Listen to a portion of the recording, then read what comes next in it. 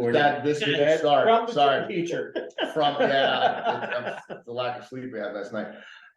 Good evening, everybody. This is December 13th, 2023. Beaver Dam Lake Protection and Rehabilitation District. Opening comments. All right, so tonight's meeting is an open meeting in accordance with New York State Public Open Meetings Law. We are live in the community building and live on Zoom. This meeting is being recorded and will be posted on the Orange County DPW site through the BDL YouTube account. Just a point of reference for our board meetings, we always need at least 4 members to meet quorum. We have that, so we can proceed. Not attending tonight, Walter Bloss, the chair. Walter is again caring for a family member and will not be in attendance this evening. And the board is certainly thinking about him right now. I am Vice Chair Christopher Dunn, Secretary Larry Weinberg, Board Member Fred Whitman. Good evening. Board Member Kevin Boyle should be here momentarily, so we'll stop and say hi when he shows up. Board Member Jason Eunice. And Board Member Diana Smith is not in attendance. She should be showing up in Zoom. She's on Zoom. But she is at the pool right now with Finnegan, so we'll see if who knows, maybe we'll call in from the pool. All right. Pledge of allegiance.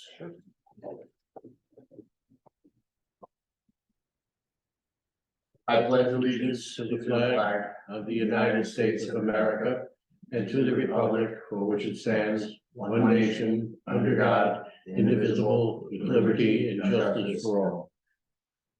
Just a real quick thing, any of you who are already tuned in, first of all, thank you for taking the time out of your busy holiday schedules to join us. But if you have people who you know, your neighbors, just let them know that we're on right now so we can get as much viewership and as many people in the know as possible. Quick message to your neighbors, quick message to people who are in the community. That's just a suggest. Thanks. Thank you, Larry. Motion to adopt the agenda. So moved. Second. All in favor? Aye. All right, the motion has been adopted. We try to aim for a 60-minute time limit. That doesn't mean that's going to happen, but we're going to try our best. Last board meeting was held October 11th, 2023. Yesterday, board election, 12/12. Christopher Dunn was elected to a 3-year term in New Windsor. Congratulations. Yes, great. That's me. The board will attempt to fill any board member vacancies in 2024 with 1-year appointments. The DPW is in alignment with that. We had a meeting the other day with the DPW. Walter and I went over to Goshen and had a face-to-face meeting with the commissioner and one of the engineers. And they fully understand that this is a community of volunteers, but a 3-year commitment sometimes is a lot.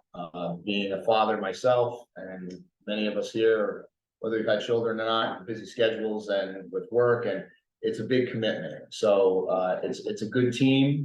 We're happy to have anybody that would certainly come and help and bring something to us. But having the election, sometimes the board is asked, like, why is it not just a volunteer thing? And it's just to keep the board separate from the election process itself. And it's the reason why the ballots have to be verified by non-board members, and there's a 30-day petition period. And it's also a good opportunity to walk the neighborhood and get to know different residents. So anyway, with that, there were 3 seats in New Windsor open for election, as well as 1 in Cornwall and 1 in Blooming Grove. All voting residents had a 30-day opportunity to file nomination petitions that were due on Friday, December 1st to the Department of Public Works. The signatures on these petitions are reviewed and verified independently by the representatives at DPW. I said that already. The DPW then reports the board members' name to the board members' candidates to appear on the ballot. This year, there was 1 individual placed on the ballot for election. That was me, Christopher Dunn. The election was held yesterday between 3 and 8 in the community building. Total of 44 residents voted yesterday, and I will begin a 3-year term beginning January. First meeting will be, as it always is, second Wednesday of the year. Offhand, I don't know the date of that, but it will be in January.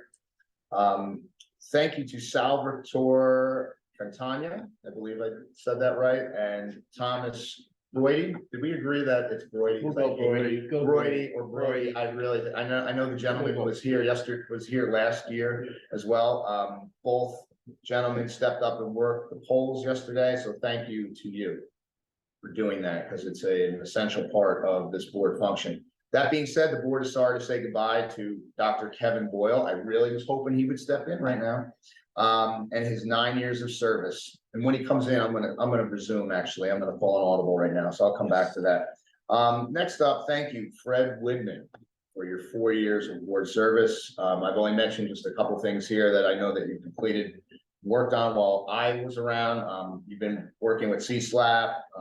Beach cleanup coordination was actually the first time I was ever involved with the board as a resident. And Fred was the guy to reach out to, and we all came and did, I think was it a spring cleanup or was it a fall? Yeah, it was right before the beach. It was before, That's right, it was before the fill was starting. Yeah, water was coming in and so, Fred's also been involved, of course, with registration stickers, boats and cars. And certainly a reliable, honest person, and he always shows up. Thank you to Diana Smith. You guys didn't know, my wife, for your 8 months of service. Diana's operations and industrial engineering background has been a great help to the continued functions of this board. And in the future, we'll be happy to accept her assistance when it comes to creating purchase requisitions with DPW for various BDL supplies and services. Walter Bloss, as we had mentioned, thank you so much, Walter. Personally, Walter has a skill of organization that is pretty much unmatched. Yeah. We joke frequently that he doesn't send a 7 a.m. email, he sends a 6:57 email. And he usually has the agendas finished and a lot of talking points ready for the board to discuss as we go about our daily lives and weekly lives. So thank you, Walter, for your 3 years of service as vice chair and most recently this year as the chair. Walter's career in engineering expertise has served the board and community proudly. Thank you for your advanced organizational skills. With great attention to detail, you will be missed. And I know we will still see Wally again soon. When Dr. Kevin Boyle shows up, I'm gonna circle back just when he comes in the door. Moving on to safety. Ice rescues, if you've been living in the lake area, you'll see a few times during the winter. Salisbury Mills, yes, Salisbury Mills. I almost went to the other fire department. They come and do ice drills. I believe they do at least 2.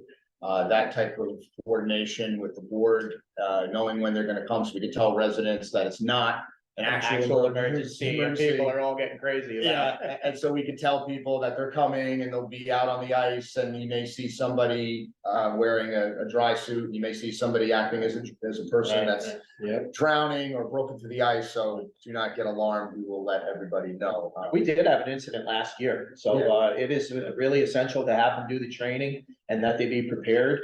And we thank them for that. And again, we do have these drills, but we actually had somebody fall through the ice last year.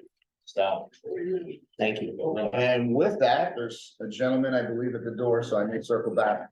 At the moment, reminders that, hey, Kevin, Dr. Kevin Boyle has just entered the room.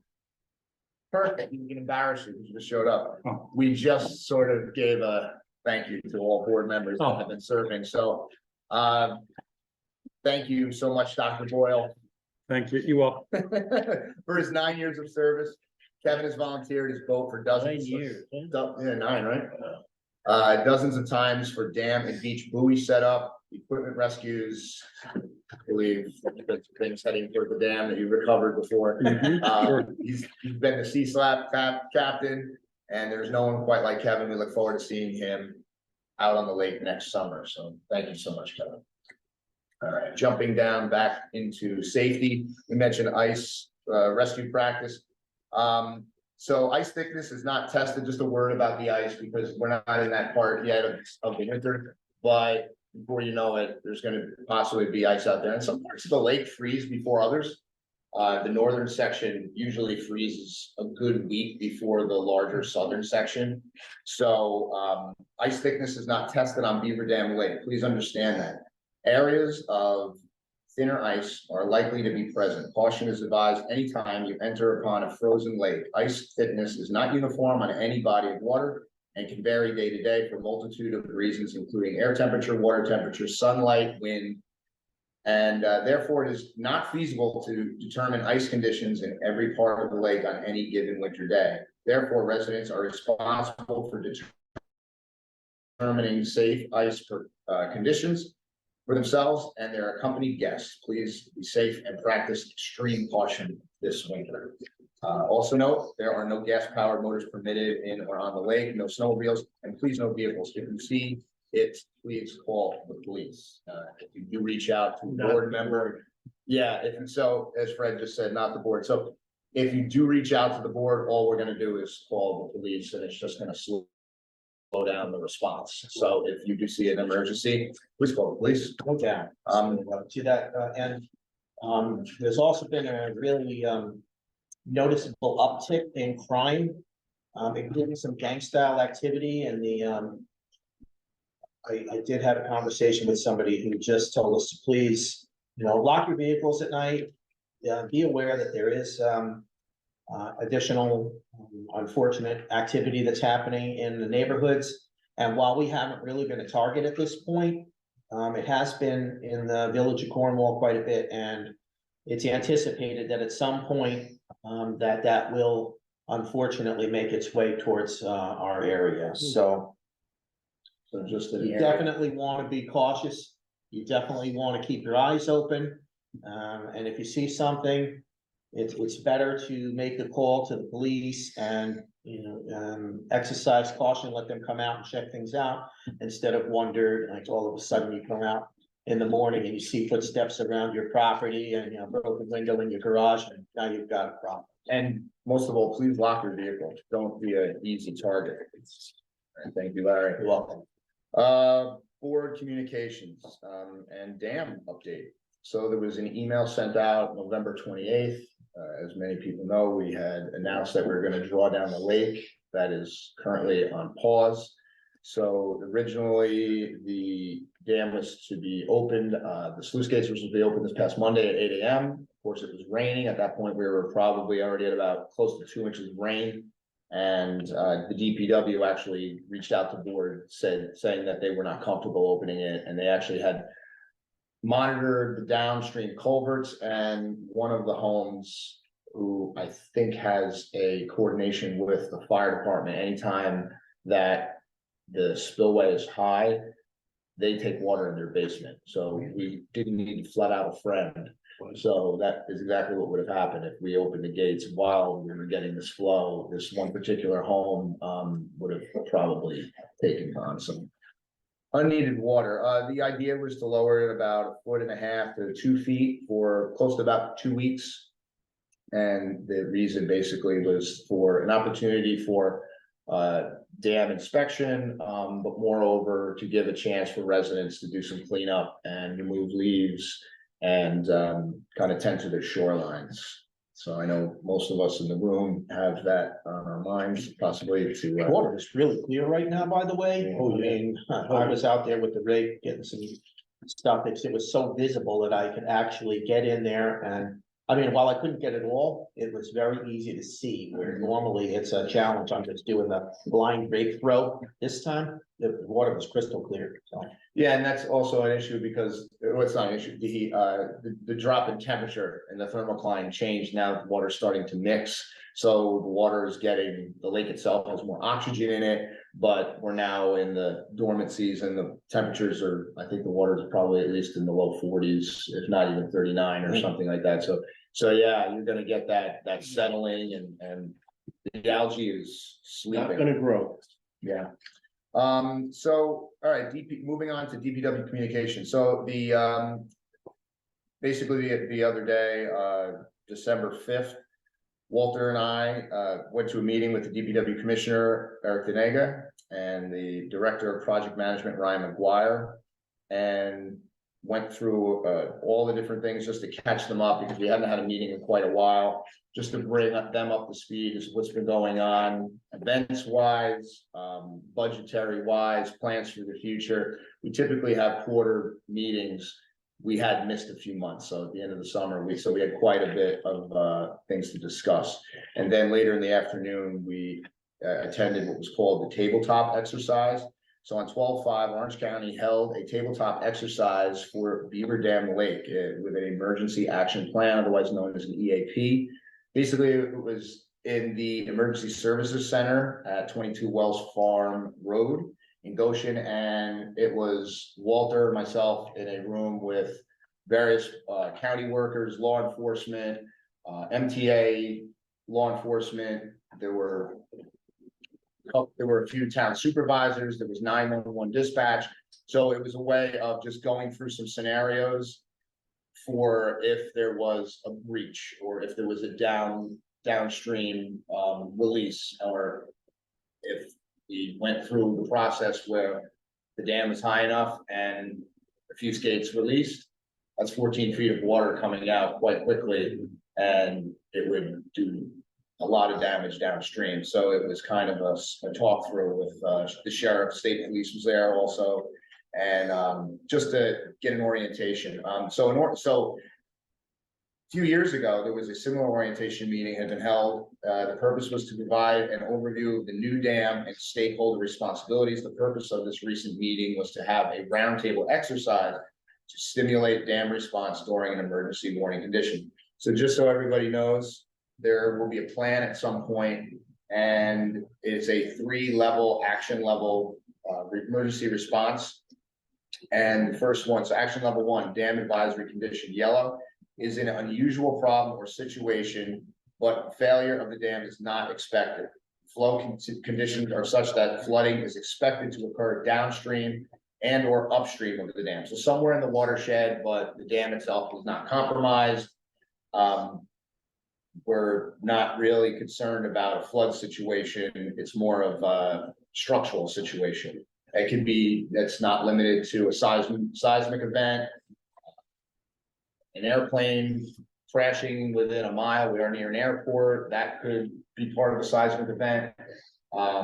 There could be a malfunction of a myriad of malfunctions, I guess, with the dam. So that's level 1. Action level 2, which is the dam warning condition, code orange, situation that could lead a potential failure is developing, but it's still considered controllable. Some amount of time is still available for further analysis and discussions to be made before the dam failure is likely. The water level on the markers alongside the dam will be at 335.5, which is a 0.2 inches below the fuse gate activation level. So it would have been a good idea to have a picture again of the fuse gates. So the fuse gates are kind of these gooseneck arms, and it's a cantilever system so that as the water level rises against the gate, if it gets to a point where it has to release, they will drop. So they will fall just like dominoes, and it's kind of a one-shot deal. Originally designed for, we were told, not even the 100, it was 200-year storm. So it's quite unlikely that any of us would see that, but it would take, I believe it was, do you know that, Kevin? Is it 4 or 5 feet? You know, the where it goes, like, because you were at the. You mean the first fuse gate? Yeah, the first fuse gate goes, you know how high it needs to be? You're about 3 feet above. It's 3 feet, which is. That's a lot of water. Substantial amount of That's a water. lot of water. So 3 feet, if we're at 3 feet, it's a flood event. There's a hurricane here. Everybody on the lake already has a big problem right in their lap and in their basement and their yard. If you're a shore person, it's not going to be present. It's going to be part of the lake. So the last one, action level 3, which is dam emergency, it's code red.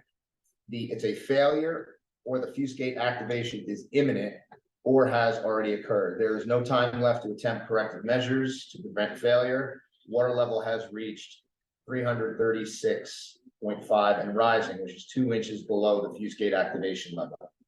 So just talking about it and it kind of raises that, like, yeah, we are living next to something that is highly engineered, overbuilt. We're probably never going to see an issue with it anytime soon, but this is just being prepared. That's what this is, and it's the county and the state doing its due diligence just to bring everybody to the table for that what if. And that's really what it is. So there will be another meeting possibly in the next year. This was more of a scoping session for everybody that is involved with emergency response.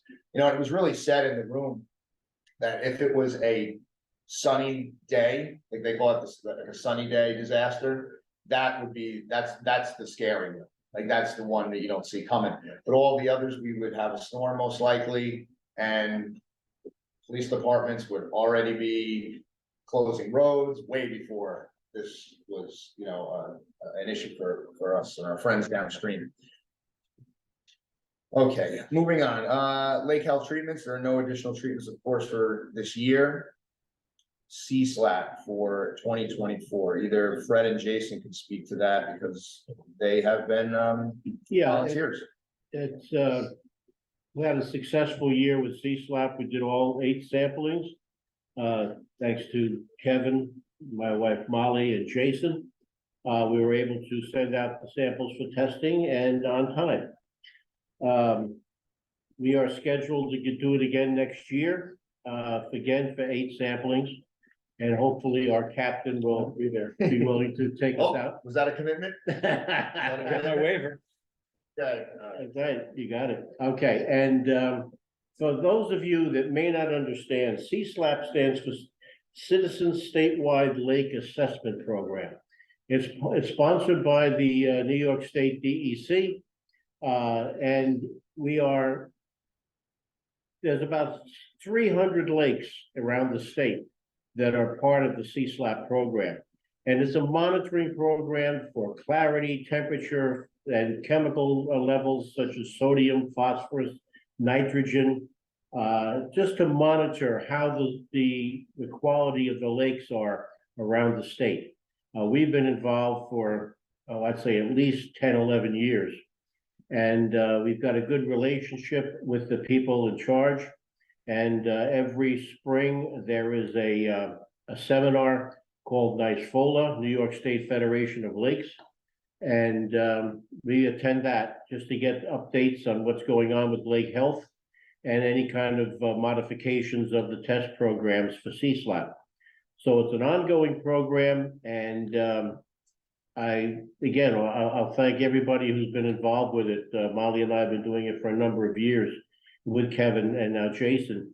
And again, thank you very much. And if there's any questions, to address them to the board about CSLAP, and I myself or Jason will be glad to answer anything you might have. thank you, Fred. And who is eligible to volunteer? Anybody is eligible if they attend the training program that's either up at the NYSFOLA conference, which is usually held in Lake George, or there's sometimes off-site training for NYSFOLA volunteers. Plus, there's a waiver that needs to be signed. Basically, if you fall off the boat, you're not going to sue the county. Whether you're going to sue Kevin, that's another question. But it's open to anybody who's willing to put the time in to take the training up at the NYSFOLA program.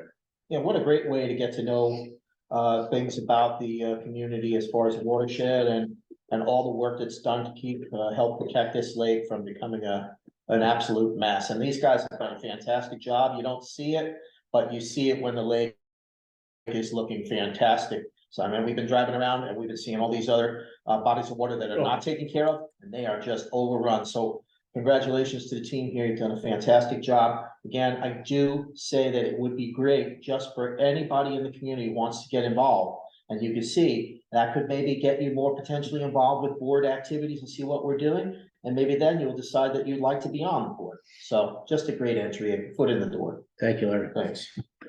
And one note that DC will not be paying for the 8 sampling starting in 2025, but NYSFOLA is waiving their membership fees, so it should be offsetting out. So they're just shaving it off by one Yes. sampling, you said? No, they said they're not paying for the sampling, so rather Oh, than at paying, all? they're All paying in- paying no, for the they're not NYSFOLA paying. membership, will have to pay for the sampling, so they didn't give us any of the numbers. But they implied that the cost should offset each other, at least a little bit. Now, has the, as an aside, has the information been sent to the county for payment of the NYSFOLA and C-SLAP fees for next year? That is something we have to check on. Okay, That in the past has been. because it takes a while, and as of the end of January, I start getting nasty notes from Right. Nancy. Right, yeah, that I have to check with Walter with that, before the end of the year. Okay. All right, good, that's a good mention. So, okay.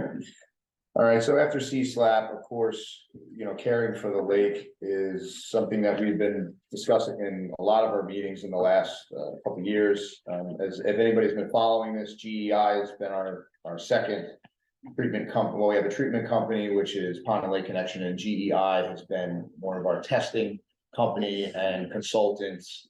And the purpose is to eventually take the information we're bringing in, and how are we going to use it? We're going to use it to get state and local governments to help us. Just speaking in layman's terms, we've been able to isolate sources of pollution, whether it's E. coli or phosphorus that's flowing in.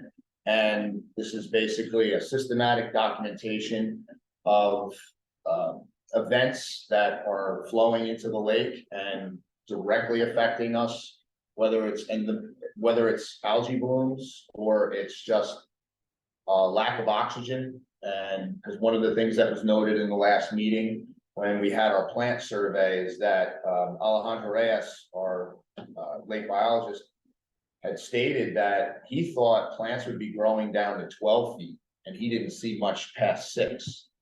So the water is pretty anoxic, albeit this was in September. So we had gone the entire summer. So after the average summer, what we're saying is that because of the nutrients and the things that it's feeding, and the E. coli is feeding also, because now that we're starting to get more information, we haven't really spoken much about E. coli. E. coli is basically another food source for certain algae. And there isn't just one form of algae, there are many, and some of them actually grow in June and then they subside and they don't come back till next June, or maybe not back until October. So there's a bit of a misconception that it's like just algae everywhere, and there's different types of algae. Some are brown, some are green, and it's the decaying which creates the blue-green algae that creates that cyanobacteria, which only seems to matter to the county when it comes to the beach. When we close the beach because of a bloom, we don't typically, we don't test for E. coli. And that, because that test, the nature of that test is that the test must be done immediately. It has to be done within 3 to 4 hours, and has to get to the lab.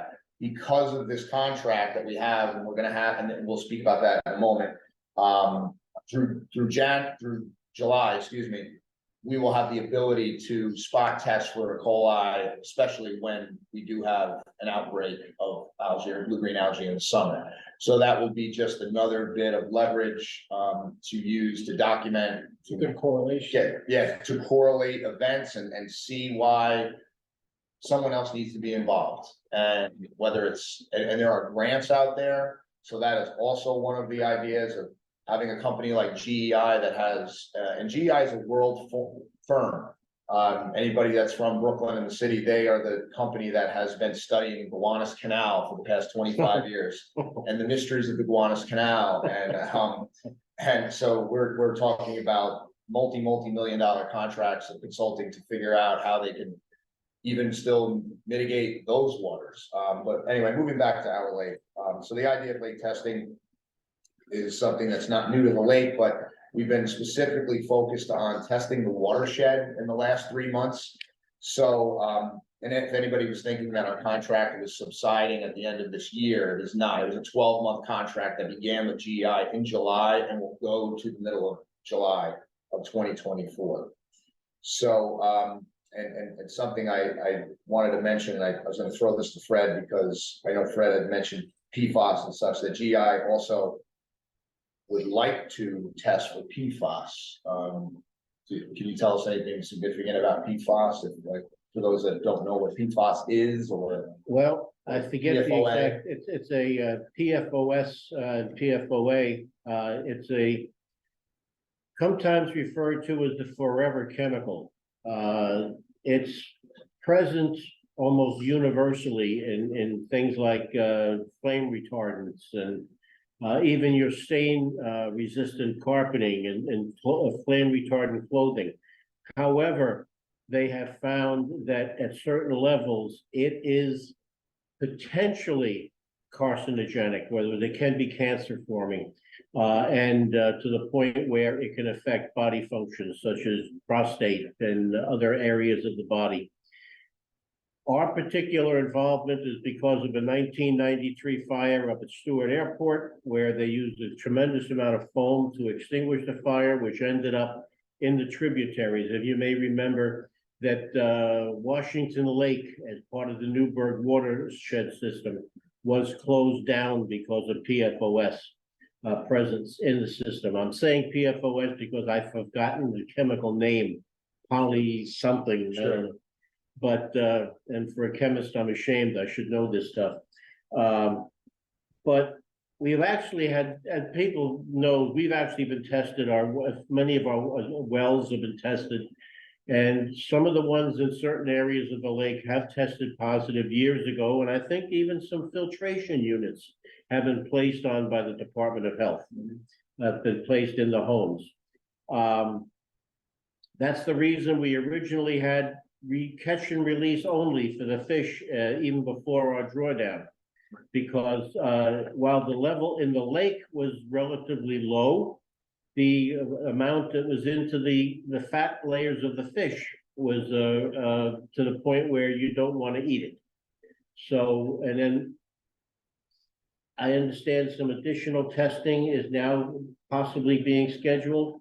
Yeah, so GEI has made the suggestion that to take this further in the future to see what else possibly our lake has in it. Because the question had been asked if there had been a county Department of Health test for PFAS, and talking to the director, they basically said you have to go to the DEC for that. DEC governs the lake, governs all the other waters, and it seems to be, unless there was a definitive outcry and you found it. What happened was this was such an issue that at that time Governor Cuomo had authorized funds for the Number one, Governor testing. Cuomo, Mario Cuomo. Yeah. Yes. And so that was where the funding came from to do the testing. So right now they're worried about who's going to pay for the additional testing. So that's why it's up in the air right now. So in its inception, there was money for it, Yes, and now it's kind of. Now, where is It's the not money on the going to front come burner. from? So, yeah. Yeah, so we actually learned something encouraging at the DPW meeting. The Army Corps of Engineers had requested to do this. Now, it was within last year or this year, and to be honest, it was news to us. It was pleasant surprise to know that that was a possibility, because that means that's a service that we don't have to try to get out of GEI or anybody else. So if West Point's gonna do it, that's a fantastic That'd be thing for beautiful.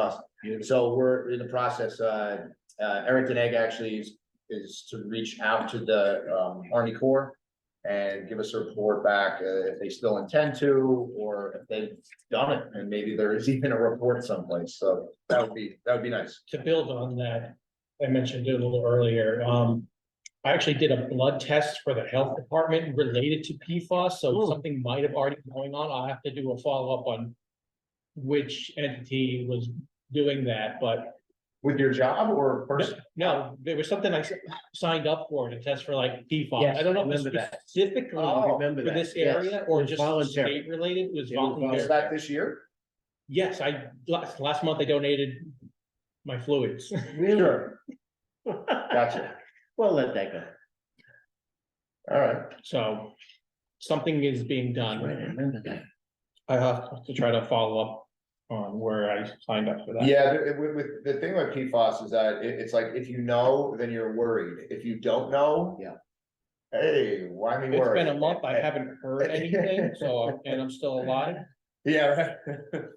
So just know that's something we're gonna report back on. Lake management, 2024, the justification of a new contract with GEI, we're working on that. So being that we're sort of out of phase and that the year is ending, but the contract is still gonna go until next July, is a bit of a good thing, because now we're in the driver's seat, to present all of this information, and then we still have the company as on retainer, basically to be a console for us as to what decisions we need to make come spring and early summer. And just, from myself, Wally and I, and between the board and everyone else, that it was received quite well from the commissioner. And it had even mentioned about bringing it to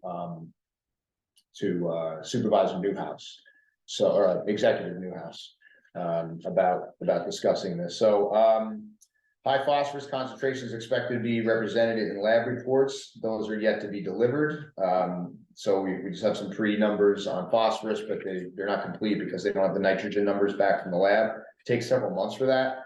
E. coli, we've been reporting on it over the last 3 months. We'll talk about that again. So E. coli is pretty much an indicator that the other nutrients are going to be high as well. Regular tributary sampling is highly recommended based on E. coli results alone. More evidence is required to compel the DEC, Department of Water, local government, to act on the high concentration sources of E. coli found in the following sources within our watershed. So remember, we're speaking about the watershed, other bodies of water flowing into us, other streams flowing into us. The DPW Commissioner Eric Denega will review the commissioner discretion allowances versus using a 3-year contract, because we knew that this was not going to be a 1-year thing, and it needed to be several years of research. We've also, in the process of this, or in the midst of this, had a bathymetric survey done. That report will be coming out within the next few weeks. So the January meeting will be loaded with GEI's reports. What bathymetric is? So bathymetric survey, once again, is a mapping of the lake bottom, the depths, all the nooks and crannies, the soil composition, and where we thought we had one on file on the county's website from 1991. It turns out it was just sporadic and it wasn't really complete. So this was something that we definitely wanted to get done. And I was actually told by Ryan McGuire at the DPW, who his position, he's an engineer, and he actually serves as, I actually always forget his title, it'll come to me, but he was encouraged by this because it would probably be the most up-to-date bit of information about any body of water in the county done, being it's done recently, and it's done with newer sonar technology, and there's a bit of upsampling that's happening on with computer software, which is the reason why we don't actually have the report yet, or the map itself, because the resolution is supposed to be quite complete. So, all right, so they're going to advise us on that. The found sources of E. coli in the watershed suggest that levels above 100 MPN. So MPN by 100 milliliters is a process where you measure. It's the scale in which E. coli fecal coliform is measured in a water column or the sample. So whenever we see MPN, it means most probable number. So the targeted VDL watershed findings. So if Jason could possibly so it could be shared with those at home, we have a map just to show the 7 testing locations, and they have a reference code. So each map location is VDLW _1 _2 all the way up to _7. Number 7, I'll start with that first. As you can see, is that being shared now? Yes. So if everyone can see, so VDLW7, that is that drain that comes from the roadside from Valley Road, Valley Avenue. I always forget it's Valley Road. So there's a large pipe that comes out. It just goes straight into the lake, and it's very live during rain events and bone dry pretty much the rest of the time. So that wasn't even sampled in our August sampling. And it was added when we had a September sampling where I believe we had almost 2 3/4 rain, almost 3 inches of rain.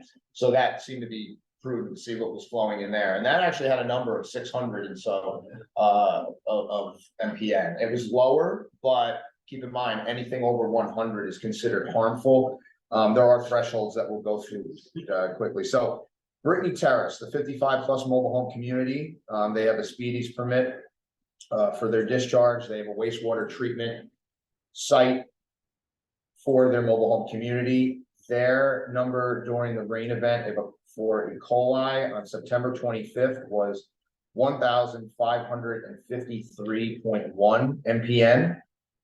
And that location being BDL 6 is actually right in front of, so that's off on Station.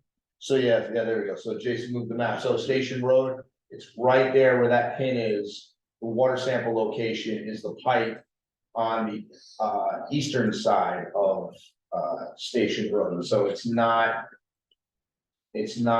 taken from their retention ponds or anything like that, but it's the flow after, and then it cascades for about a mile, drops maybe about 30 or 40 feet in elevation, goes through a wetland, and then eventually comes out at BDL 1, which is right near forgetting, it's not Mecca, but it's right in front of Reserve 6. So it's right by, it's that brand new culvert that new town of New Windsor just completed on Lake Road. And that's BDL Park. Yeah, that's right. Yeah, thank you, Kevin. So yeah, so it's at the corner of Park and Lake. So that's BDLW 1. So it looks a little confusing. BDLW 3, that's on the other side of the northern part of the lake, and that's at that bridge right off where the railing was mentioned recently that it's rusting through. Yeah, with Tom. Don't worry, it's the railing that's rusting. It's not the bridge. It's been looked at. Town engineers actually took a look at it. But BDLW 3, that is the main tributary flowing in. So now if we go to the north, up Jackson to the north, which goes all the way. So Lake intersects with Jackson. That's BDLW 5. That's a large culvert that flows right under there. And then if you keep going up, that tributary continues along Jackson and goes right by Little Britain School, which has been mentioned several times in past board meetings. So if anybody's interested, you can certainly go back and the videos and check them out. Titles and descriptions of the meetings. Do we have any description as to like the focus of the meetings back in the video? Do we do that? Like if somebody were to search YouTube. That video is posted, so you can find it on our channel. Right, is there anything that is in the actual It says where they are. title that says what the focus is in the meeting itself, like a hot topic in the meeting? It might be something we could add. So if I was to ask somebody to search it, how would they find what meeting has what topic? It wouldn't be a board meeting, it would be its own video. So it should stick out more, but I have to figure out which one, what it's titled. Yeah, I'm just thinking out loud at the moment, because It should be BDL tributaries testing, something to that matter. yeah, because I think that'd be a great thing is to put in the titles for the videos online, and then it would be more searchable, and it's something we can even reference in the meetings themselves, just to say, to go back and to look. Yeah, it should be 3 videos ago, 4 after tomorrow. Sure, yeah, all right, so it's a meeting only a couple months ago, and we've been talking about it a lot this summer. Moving over down to BDLW 2, so that is the flow, that's the northerly flow, which comes from Twins Pond. That's a pond that has a direct flow to BDL. It's fed by land adjacent to Trestle Valley Equestrian. So is the other way. So yeah, so Jason's kind of hovering. It's in that area. It's right off of that, and that satellite view just barely shows. So actually, it's that brown section is the pond. So I don't know when this Google image was taken, but so this is the visible section of the water, but then this is also wetland itself. So the footprint of the pond itself is a little bit larger than the water you see, but it's kind of shaped like a Y. And the twin head is, I believe, where it got its name. So, the northerly flow, and if put you on the spot, can you flip to that other graphic. So there was a graphic that we showed in a prior meeting and it just kind of showed the flow. So there's Twins Pond. It flows under the, so it's fed from that little stagnant pool as I noted it in the property of the equestrian property. And it flows under Route 94. So that's Cumberland Farms off to the right. Over here, and then this would go up, Cumberland Farms is over here, and then this would be the Cornwall Social Property, former Penning's property. And so so that number is quite high. In fact, it's the highest. It's in the 2000s. So during the rain event in September, it had a number of 2,429. So once again, reminding you that 100 is considered harmful to anybody, and then we'll kind of jump down that there's a single sample guideline of 235 MPN. So just I did some research in Wisconsin State Laboratory of Hygiene. I'm jumping down. They when speaking about recreational water E. coli counts, like for beaches, why would they close a beach? If their number is greater than 235 MPN in a single sample. And then the other guideline is that there's an advisory recommended between 235 and 1,000. So just to get an idea, like 1,000 isn't going to necessarily make you sick, but it's a lot more probable than 100 to be in 1,000. These numbers, so we just showed up there that area right by Twins Pond, that's over 2,000 heading to 2,500. So it's a substantial source of E. coli flowing right into the lake, and it's happening in wet and dry. Right under Waterview Terrace. Yeah. That's the new, the 1990s development that was built. So if you're driving along Shore Drive coming in through Cumberland Farms, and you see the water coming down a little stream, it's entering the lake right underneath Waterview at around number 59 Shore Drive.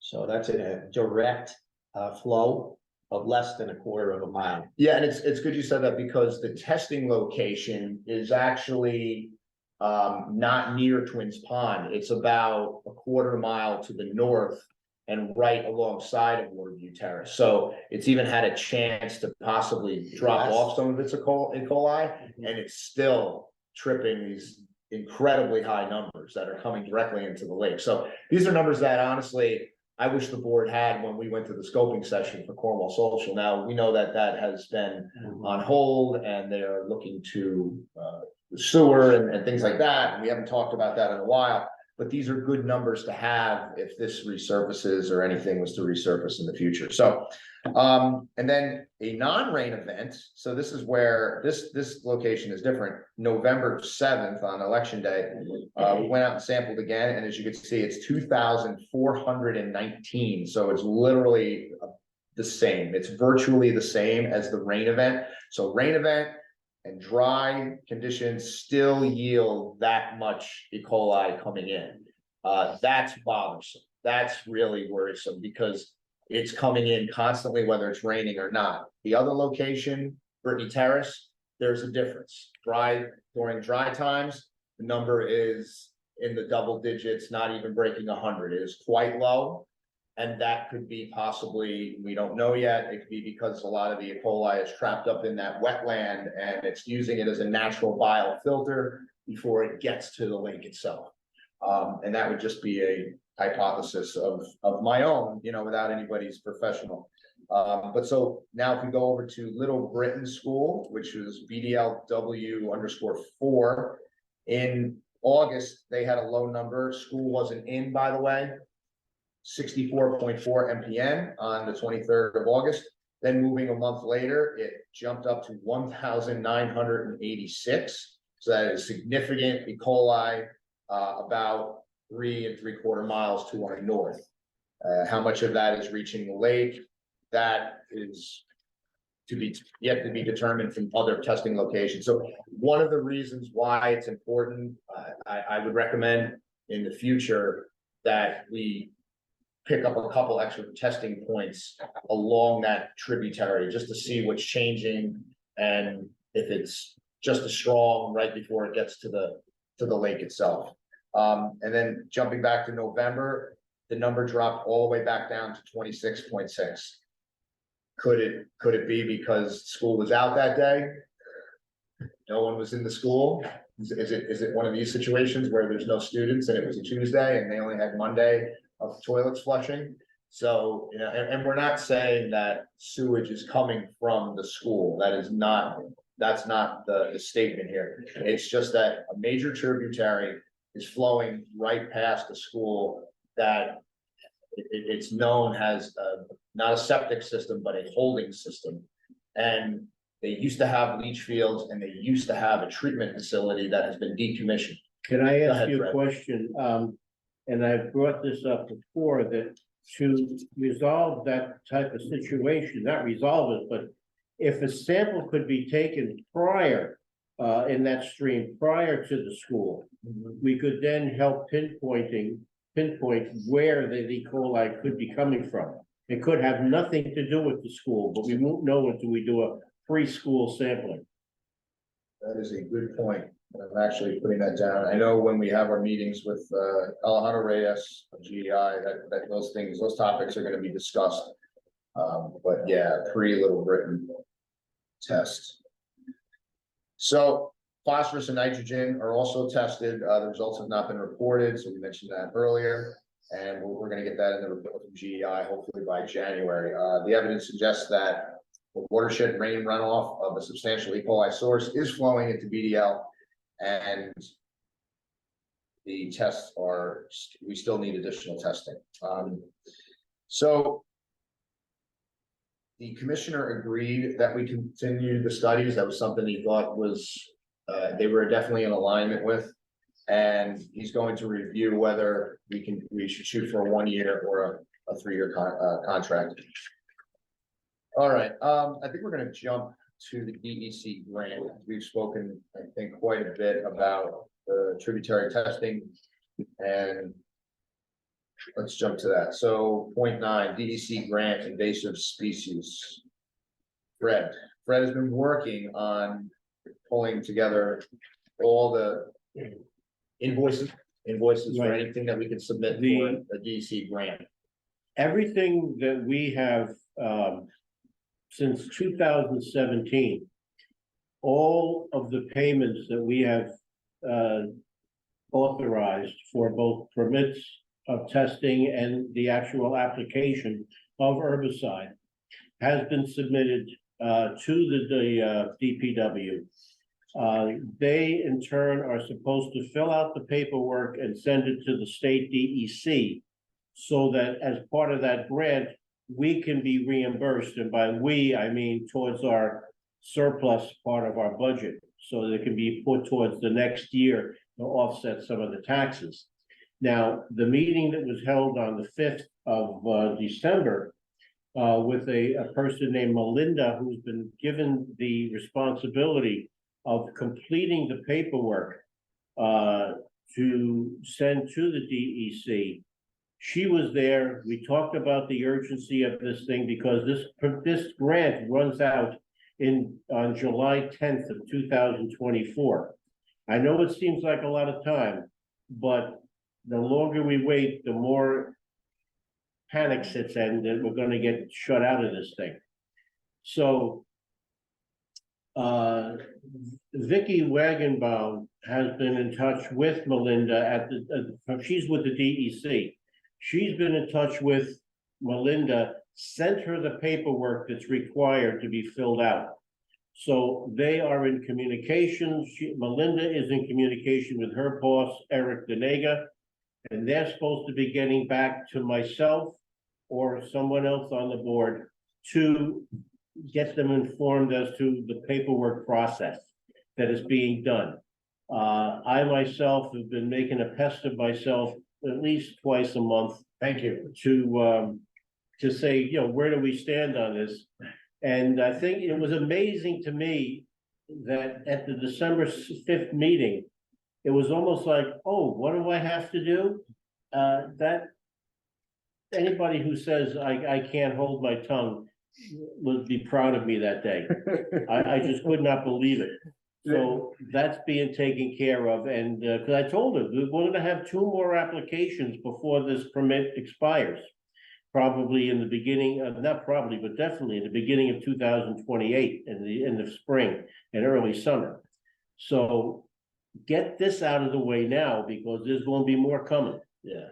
So that's where we stand, and I promise that myself, or somebody else, but probably myself, will be contacting Melinda to say, what's happening, lady?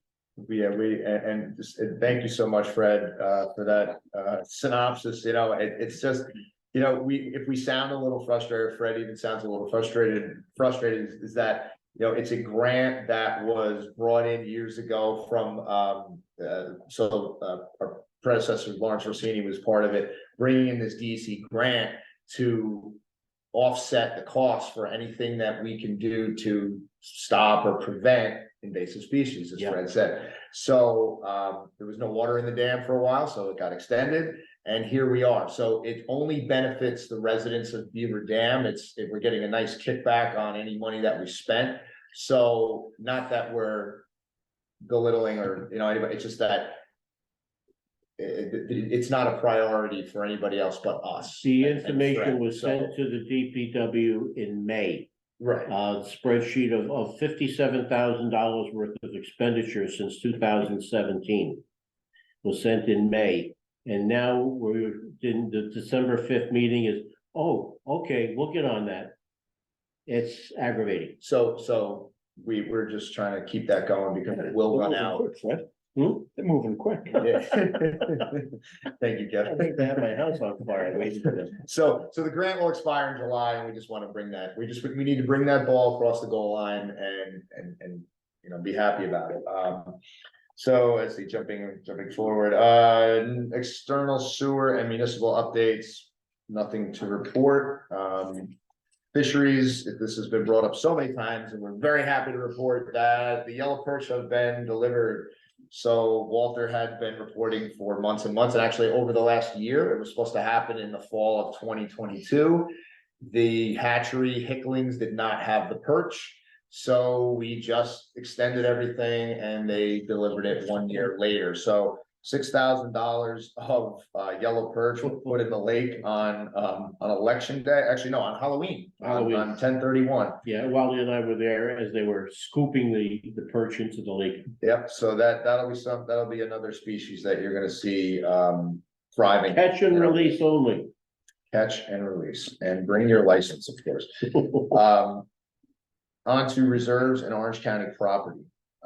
There's no snowplow contract. It was agreed by the board, I believe, one of the summer meetings, that the only place that really we ever need plowing is right here at Reserve 4. Right. Well, we have our DPW, as long as it's during work hours, we have Tom Lark, our maintenance person. We own a snow blower, and the board, there's more than enough people that have offered. If there's something that night and there's a storm, we're gonna have residents that show. Our lake really, and I was walking here before and I was thinking about it, that we really are fortunate to be in a community that that does care and is looking for opportunities to volunteer. They're clawing at the door to volunteer. And this is, I could see us, everybody like say, hey, we need the driveway plowed, or we need the driveway shoveled, and I can see people coming. So anyway, there's no contract for that for the winter. We're just gonna deal with that in-house. And boat storage policy, there's a few signs that have been around all summer. We've talked about that in prior meetings about policy change coming, not next year, but the following year. It takes some time. We need to kind of discuss and agree on it. Basically the new board next year will continue to work on this, and stickers eventually will accompany the new signed agreement. And again, it will not be next year, could be possibly at the end of the year, but it's probably most likely going to be a 2025 sticker issuing upon a new agreement. And by then the new racks should be built or racks fixed and raised. So it had been mentioned also in other meetings that individual emails and contacts, which, to be honest, hasn't been put to the forefront. So the board will begin reaching out to more residents that have boats that are on racks that we would like to move. We've also requested that people could bring, that they would bring their boats back to their properties for the winter. And if they have trouble doing that, we have assisted with yeah. some people. Yeah, I've we've- reached out and the board has taken upon itself to actually assist those people who could not get their vessels back to their home. And while it's not something that we want to promote on a routine basis, on a one-on-one basis, if you're stuck and you have something at the reserve and you cannot move it, contact one of us and we will do what we can as a whole so that we can clear up the reserves and move along with this next project. Absolutely.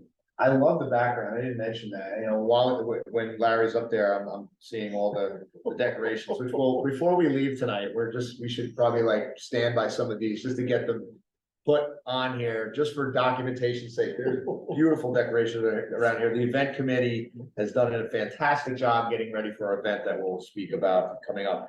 But back to the boat storage email, that was originally sent out October 8th, and be on the lookout for a reissuing of that with maybe some updates to residents again, just to keep the ball rolling, because it is a bit of a change. And I think there's some folks that may not understand it and might even be skeptical as to its need.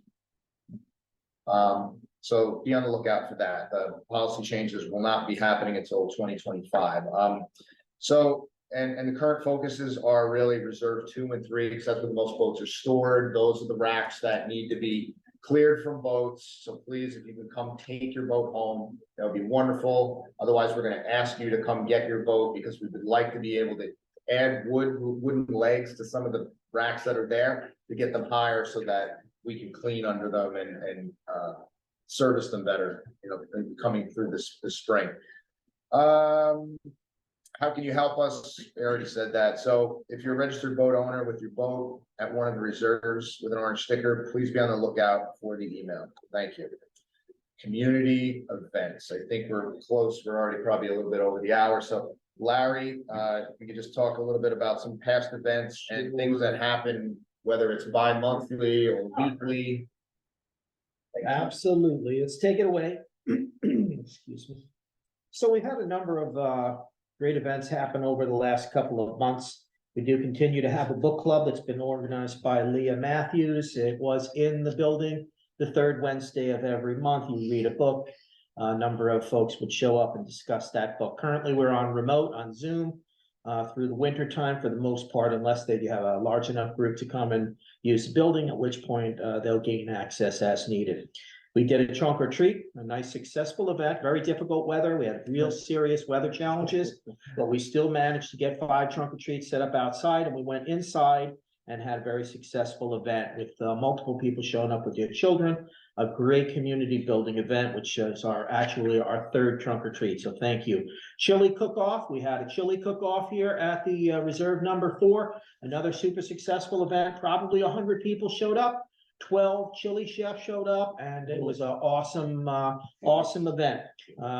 Congratulations to John G, our new chili champion. And there were some great chefs out there, including Onika Jordan, Who was in the building. who is now currently in our seating area here. So thank you, Onika.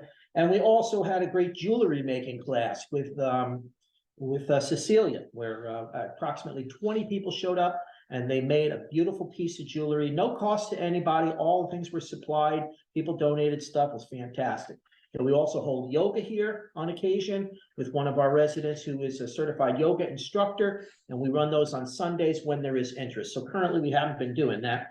Witches paddle. About 20 of us were out on the lake, dressed up in witches attire in our going around. Just as a fun event. And another rough weather day. Yeah, tough weather, but it's okay. We make it through. It was windy. Yeah, there were people on the shore. We tossed candy to them. Community building events, really enjoyable. And you check out the Facebook page if you ever want to see the results of those really cool events. And then you will be stimulated to get more involved. We don't want to break people's arms to do it, but again, it builds community. Get to know your neighbors. These are really fun things. Future events, during the winter time, when the lake is frozen, we have had ice skating here at Reserve 4. It was very, very nice. Last year we didn't, last year we did it, but the year before, I don't think that we did. Yeah, we did it the year before. We tried to do it last Right, year. it wasn't solid enough last year, but in a nutshell, we would open up a nice skating rink. Of course, residents and escorted guests are always welcome to come and enjoy that. Upcoming events that are happening right now, okay? On Saturday, we are going to have John G, a concert pianist. He's going to be coming here for Music by the Lake. This is our final concert of the year. It will be at 7:30 p.m. and run until 9. So is he playing Trans-Siberian Yes. Orchestra songs? He Okay, so will that's do what he means when we the see TSO. TSO, Okay. holiday album here. And I'm gonna tell you right now, the last time he was here in the building, we had about 30+ people. Fabulous. And man, did he just knock it out of the park. So we're looking forward to that. We're gonna Sorry, make that be a candlelit event. So we're looking for people, if they'd like to dress up and almost make an evening out of it, come in your dressed up clothes. We're gonna have the lights down. We're gonna have some of the fake illuminated candles here, so we don't have a fire hazard, but it's gonna be a great time. That is this Saturday. Seating at 7. Concert starts promptly at 7:30. Residents and escorted guests are welcome. Please come and enjoy this event. Right after that, we shift in on Saturday to our holiday event. Man, we have been working really hard at this event this year. A fantastic new tree is put up outside. We have a 20-foot, 1,200 light pole tree that's outside. We had a Hanukkah event and last weekend, a really, really great. So we have an outdoor menorah right now celebrating the holiday season. So on the 17th, we're going to officially light the tree, although it has been lit, because we didn't want all those who really participated and donated money to get us a tree. We didn't want those people to be without the tree for the week before the holiday. So officially, Santa will be riding in from the Salisbury Mills Fire Department at 6 p.m. this Sunday. So at 5 p.m. we're going to have an event. We're going to have hot cocoa. We're going to have a fire pit. We're going to have Santa here at 6 o'clock with the chair, holiday light. It's going to be a great time. Please do not miss out on this event. From 5 to 8, all residents and escorted guests are welcome. It's going to be great. Then Salisbury Mills, also the fire department will be riding the neighborhood earlier that day. So thank you so much to Salisbury Mills for putting out this great show throughout the entire community. Mid-morning hours will start that really great, I'll call it a tradition, because it's been happening for many, many years. My children look forward to it. And man, I'm not the first guy to be out there looking for Santa to throw me the candy, but I am peering out the window. I'll be really honest with you, okay? Just hearing the sirens alone for No, 2 yeah. or 3 hours, you know, having a little one, it's been special. It's pretty cool. It's pretty cool. Yeah. One thing to talk about very, very quickly as far as events, we currently have our holiday lights event, a competition going on. If you're not aware, we got a late jump on this because there has been so much happening. And Christine Little volunteered to organize this. There is a red bin outside the building and also a post on Facebook regarding holiday lights competition. There are a number of things you can vote on. Here's what you do. You get a map, or you go onto Facebook, you print the map out of all the addresses that are on here, and they say, hey, we've lit our place up. Who's got the Clark Griswold house, the most lights? Who's got the Island of Misfit toys, you know, the most inflatables? Who's the most classic traditional Christmas story? But in a real twist of fate, we didn't have a ton of people sign up this year. It's okay, 14 homes, but there are so many great places that are all lit up and ready to go. So Christine, the event organizer, in a genius move, all right, Wile E. Coyote move, she says, I'm putting together number 4, and that is the Grinch. Basically, I wasn't going to be involved, but man, I just did it, and I didn't enter, but it's a write-in. So you can write in on number 4 and say, you know what? I see you. I know you're not registered, but this is going to be just something great. You ride around the neighborhood and you go and you write down your favorites. You bring it back to the bin here outside, and at our Christmas event, on our holiday event, Christmas event on the 17th, we will announce the winners. There are some prizes. Will you love those prizes? I don't know, but I tell you what, get involved. It's really cool. Okay? Where you missed your call. Yeah, Yeah. so I'm just gonna continue on as, there are always so many holiday events and so many great things going on. Get involved, please. Tell your friends, How tell can your neighbors. how can the folks at home get involved? Well, I am very accessible. You can also send an email to Beaver Dam Lake's email and say, hey, I've got an idea. We do have a community building use form that you should submit 1 month in advance so we can go through it. And, you know, the board can decide whether or not it meets the criteria to gain access to the building. Right. I am always willing to come and facilitate these meetings and all these really cool events. There's a number of things down the pipeline. We can't discuss them yet because they haven't been approved. I'm just gonna shift focus. As we were talking about, I've been really involved with the lawn and leaf process, and last year, the town of Cornwall Sanitation Department, they said we're gonna pick up lawn and leaf refuse every single Wednesday. So they went from 2 every other week on Wednesdays, they went to every week on Wednesdays, starting in April. And then, surprise, they decided they're not picking up bins anymore. They'll only take paper bags.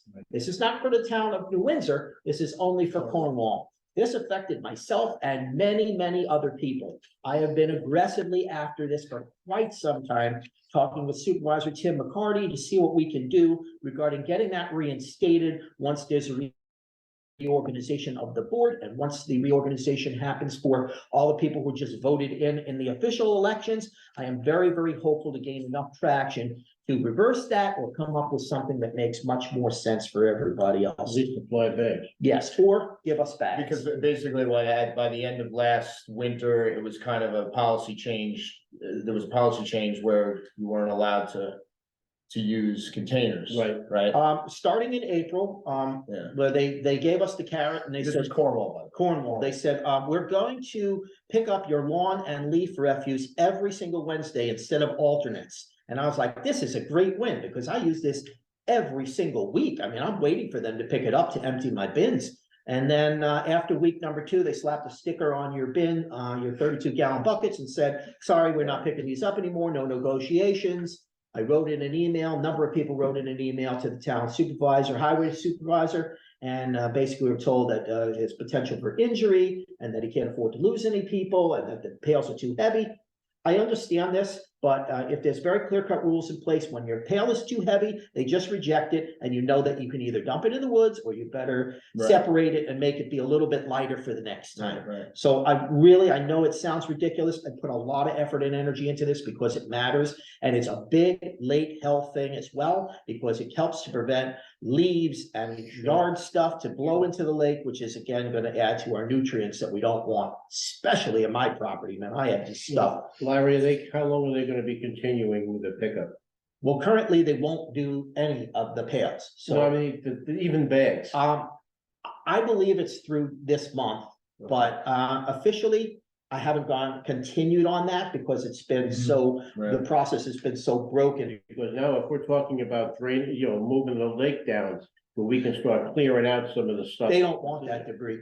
They don't want that debris. That's been, I've been drying it out and putting it in yes, bags. exactly. But Yeah. that was one of the pushbacks, is that lawn and yard waste is not lake waste. Ah, So that was one of the pushbacks, but I beg to differ. So So especially if you dry it out. Agreed. Agreed. You wouldn't even be able to tell. That's right. Really. absolutely. So Hard that's time one of of year. that's one of the sticking points.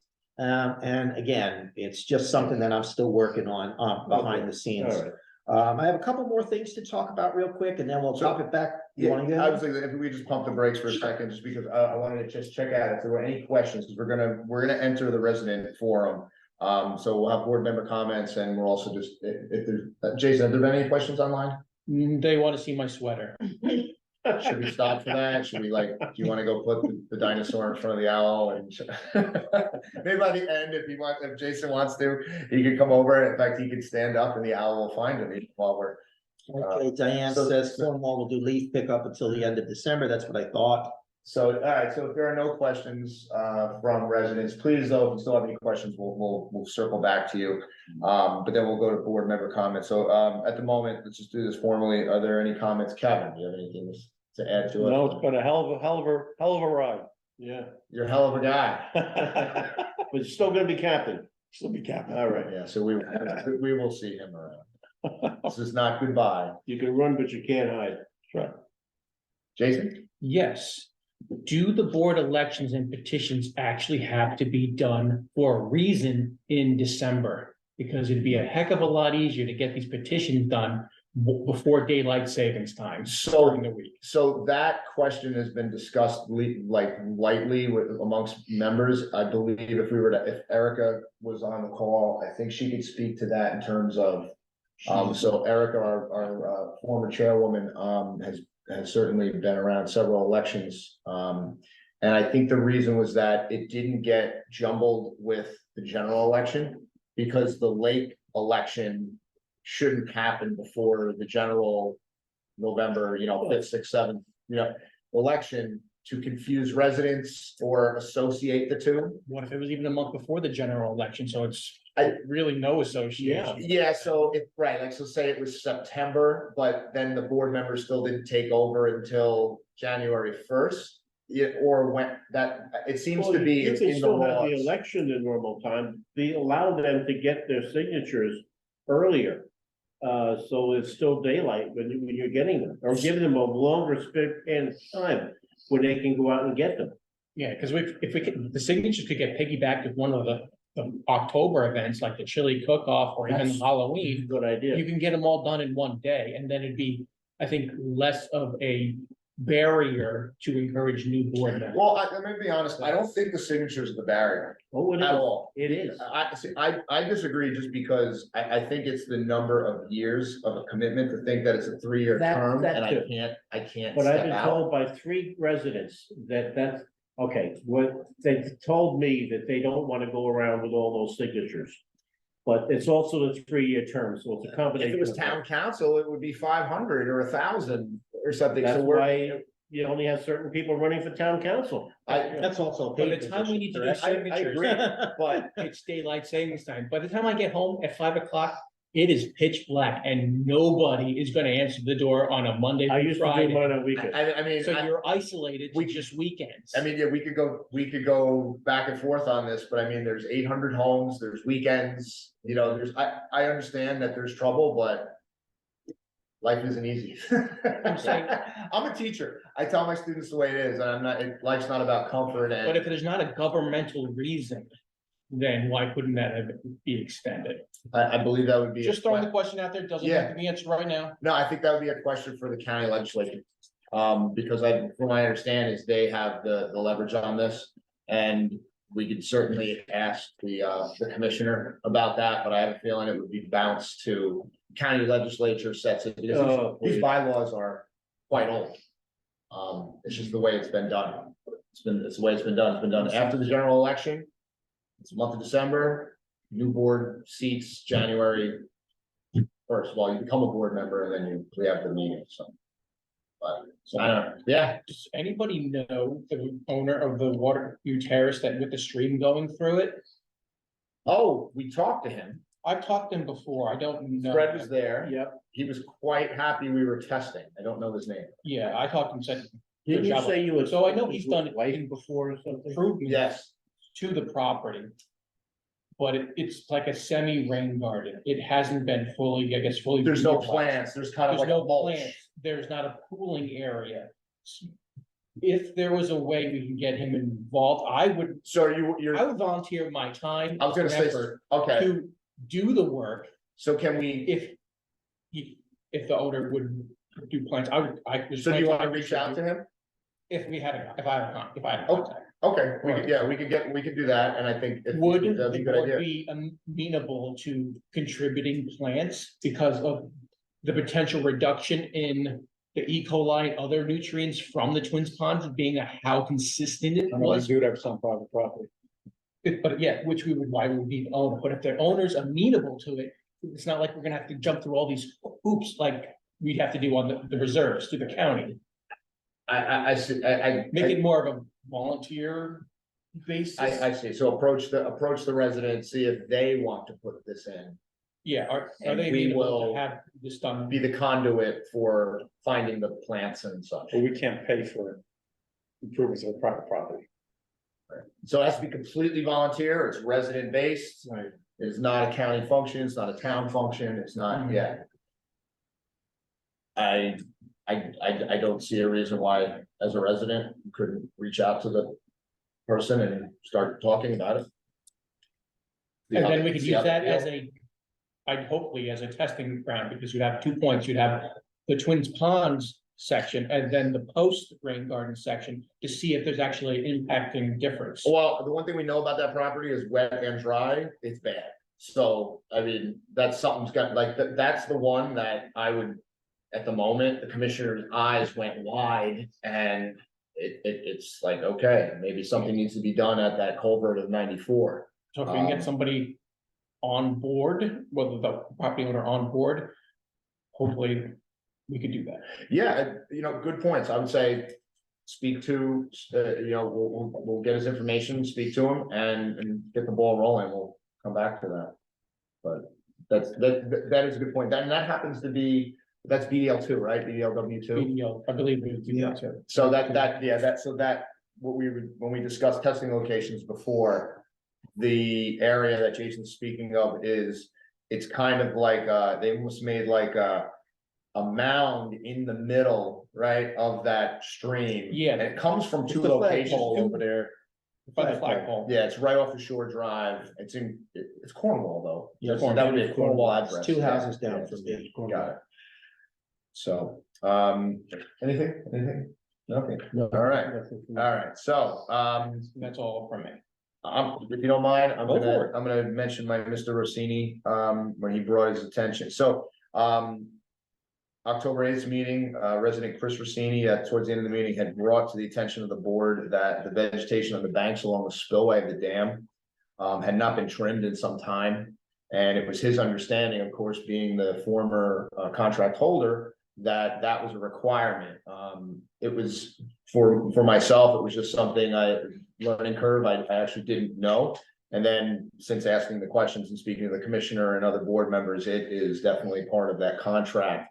DPW reached out to, it's Andrew Mangano's service, who's been our landscaper all summer, and pointed out to him something that hasn't been done in a while. And I believe there might have been an issue where it was an employee of his that didn't work for him any longer, that had been doing it, didn't do it in maybe August, September. So the grass got high, and just so we understand, it's not so much the grass, it's more of letting woody stem trees grow and start erosion, which could eventually cause issues to the dam down the road. So the banks along the spillway must be trimmed, must be kept at a controlled level, and that's part of the contract. So it was Could make it hard to access the area for emergency services as needed if there was an emergency and there's a bunch of,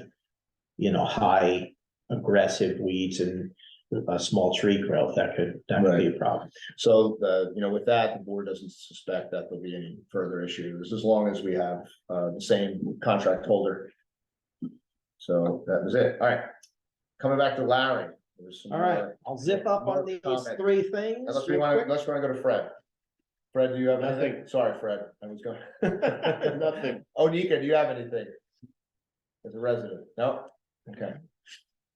All right, responsible pet ownership. I know you'd say, why are we talking about this? Because we care about the community, the safety of our residents. This is a quality of life issue.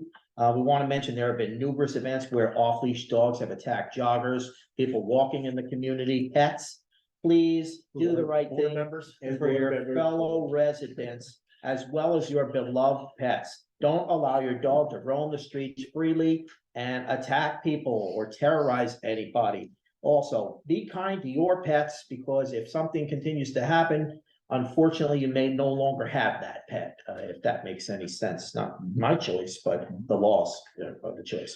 Your dog or they deserve a warm, comfortable place to be during the winter time. So this is a perfect time to refocus, bring your dogs inside, give them a good spot. Okay. Fast forward into Cornwall Social. I know it's been very, very quiet. I have had some conversations with some people who have some information to share. And while I won't get in too deep to it, Cornwall Social does have the ability to work on the property as far as their parking lots, but they do not have the permits to work on buildings and any of that stuff right now.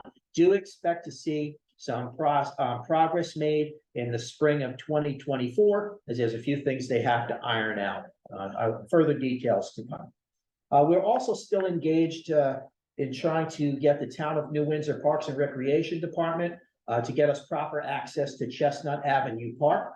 It's a work in progress. A recent survey taken on Facebook residents page, over 100 residents agreed that parking is the main concern, that there is no access because there is no viable parking.